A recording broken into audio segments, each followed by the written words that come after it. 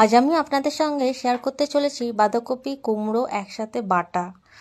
তো বাঁধাকপি কেটে নিতে হবে, কুমড়োও ছোট ছোট করে কেটে নিতে হবে, কাঁচা লঙ্কা বা পাকা লঙ্কা একটা, আর এখানে আমি শুকনো লঙ্কা নিয়েছি, ভাজা শুকনো লঙ্কা, আর কালো জিরা দিয়েছি, একটু জল দিলাম, আর একসাথে আমি এখানে রসুন কোয়া দিয়েছি, একটা কোয়া গোটা ছাড়িয়ে পেস্ট করে নিয়েছি। পেস্ট হয়ে যাওয়ার পর কড়াইয়ে সর্ষের তেল গরম করে এটাকে সমস্ত মিশ্রণটা পেস্টটা দিয়ে দিতে হবে। তারপর ভালো করে কষিয়ে নিতে হবে যতক্ষণ না জলটা পুরোপুরি শুকিয়ে যায়। আর অনেক সময় ফুটে যখন এটা কষানো হয় তখন মাঝে মাঝে একটু উপর থেকে ঢাকা দিয়ে দেবেন, তাহলে অসুবিধা হবে না। তো দেখতেই পাচ্ছেন রেডি।